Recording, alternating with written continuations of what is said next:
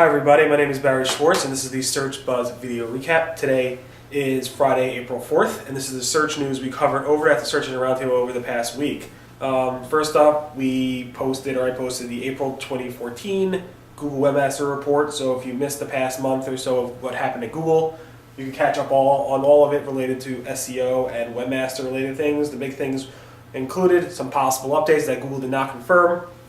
Google announced a Softer Panda update that will be coming out in the future. Some large guest blog network got hit. So a lot of link penalties went out, and so forth. So definitely take a look at that if you want to catch up on the upcoming information, or the past month or so that happened.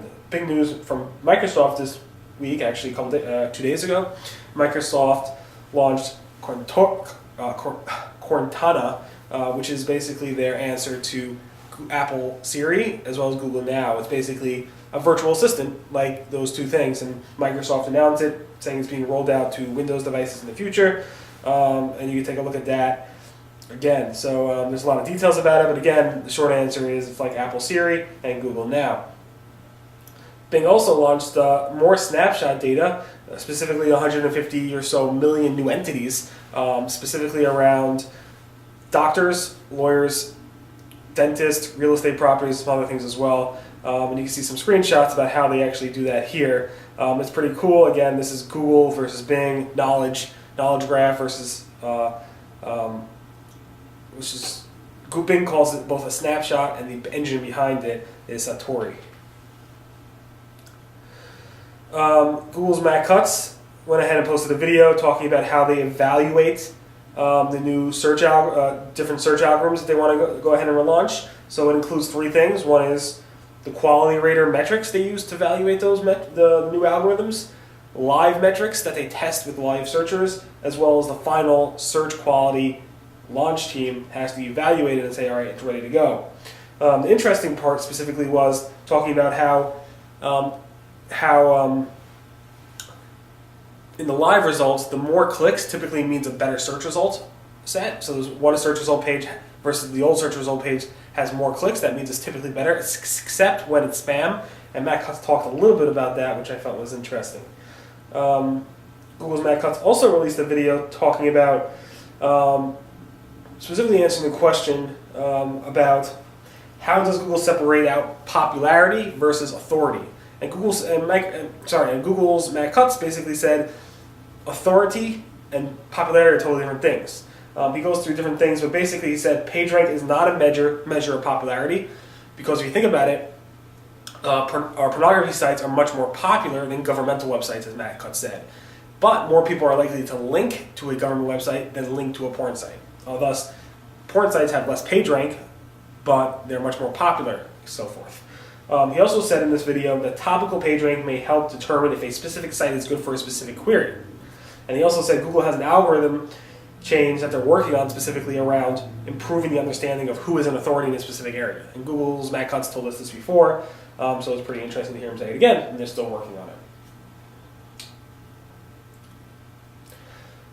It's interesting. So the new link building, according to a lot of people, is link removal. So it's hard to get links to your website, but it's much easier to get a link to your website than to get a link removed from your website, because by asking somebody to remove a link to your website is a negative thing. Asking somebody to link to your website is more of a positive request. That being said, there are some webmasters that are getting fairly creative with their link removal requests, such as a diamond website named Brilliance. So they sent out this pirate-themed thing saying, our webmaster, it seems that you have a link to your website that links to brilliance.com and might be making a sea of stormy, making the seas stormy for us. If you kindly remove the link from your site, from the following page, would be greatly appreciated. Here's the link, and thank you for your cooperation. Again, it's basically a pirate theme, and it actually got a lot of good positive feedback, and it was able to help him remove some links that he probably would not have been able to remove. Talking about links, eConsultancy, a very popular niche boutique type of website that specializes in digital marketing and coverage on that, said they want to play it safe. They're going to go ahead and no-follow the links to the authors who actually write guest posts or contributor posts on their website. It's obviously a scary trend to see, where large sites like even the New York Times, Forbes and all these large sites actually have a lot of guest contributors, including Search Engine has guest contributors, and to start no-following links from people you actually trust is pretty amazing. And they specifically say, yeah, they review every single post, they edit it, they decline a lot of posts, and so forth, but they still are thinking about no-following those links. Google has updated their index status reports to specifically handle HTTP versus HTTPS versus subdirectories in index status. Can't pronounce her name, of course, but let me open it in a new tab, show it to you. But basically, you can basically break out the index status for your HTTPS sites versus all that other information. So, I'm trying to expand that, I can't. Zin Ait Bajaz, they'll probably make fun of me because I can't pronounce it. She was basically the mastermind behind this update. And basically now if you go to Google Webmaster Tools, you'll see a little update sign over here that shows you when it's actually starting to take add into account. Again, Google's really pushing people to go HTTPS, so this is one of the methods or encouragements that they're actually doing to help people do that. Another thing you should notice is that Googlebot stopped, or for some IP ranges, started failing the DNS verification, reverse DNS verification. So some savvy webmasters actually go ahead and to confirm that it's actually Googlebot crawling their website, they will actually go ahead and use a reverse DNS verification system to make sure it's actually Googlebot, and that's really hard to spoof.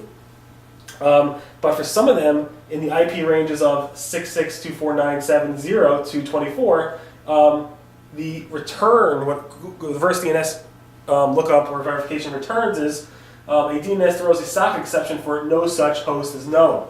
And specifically around that, that's an issue because you can't confirm it. We might automatically block Googlebot because of that reverse DNS failure. John Mueller went ahead and said, oops, we'll get that set up and we'll stop using those IP ranges for Googlebot until we fix it. So you don't have to worry about it anymore, but you might have been blocking Google if you implemented reverse DNS verification for Googlebot authentication. Google UK has added in-depth articles. Again, in-depth articles are basically when they show more detailed articles that are actually higher quality. And Google actually said they use author-specific stuff for showing in-depth articles, and now it's available in the UK. Oops.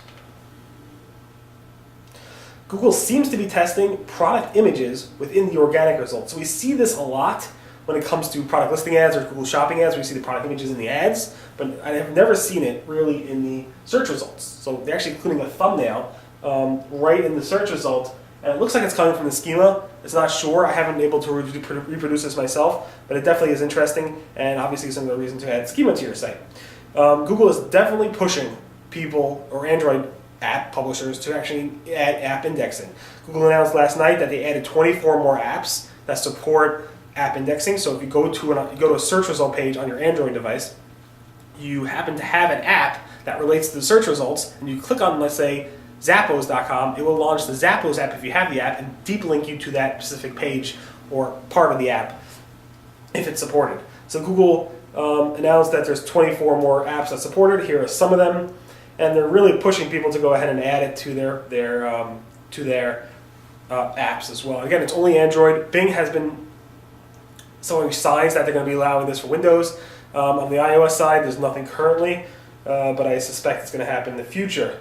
Google is retiring the regular or the old-fashioned regular product listing ads campaign type, and they're actually going to replace it with the shopping campaign types in late August 2014. If you do not do the migration yourself now, Google will do it automatically for you, so you should be aware of that. And with this, they launched 3 new things. One is a new bid simulator tool, options to create shopping campaigns in different fashions, as well as multiple ad groups for advanced retailers. And this is what the new bid simulator looks like. And then finally, it was April Fool's.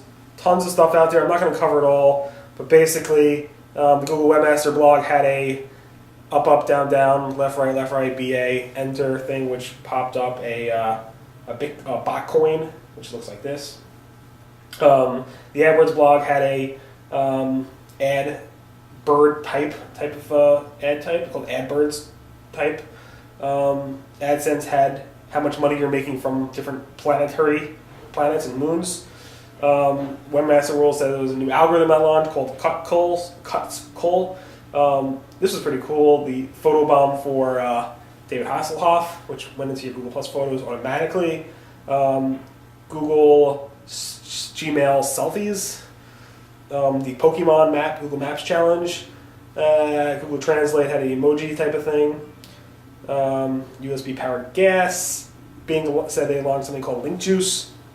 And Matt Cutts Video had a pretty cute thing where his shirt constantly changed colors. And then Matt Cutts himself did a tweet that went ahead and did the Rickroll type of thing. Anyway, that was April Fool's. A lot more that happened on April Fool's, including, I think I skipped mine, we made our design to be very fuzzy because people couldn't really see it. It was pretty stupid. Anyway, that pretty much recaps the Search Buzz Video Recap. My name again is Barry Schwartz. Today is Friday, April 4th. Thanks so much for listening to the Search Buzz Video Recap. Everyone have a great weekend, and I'll see you guys next. Everyone, bye.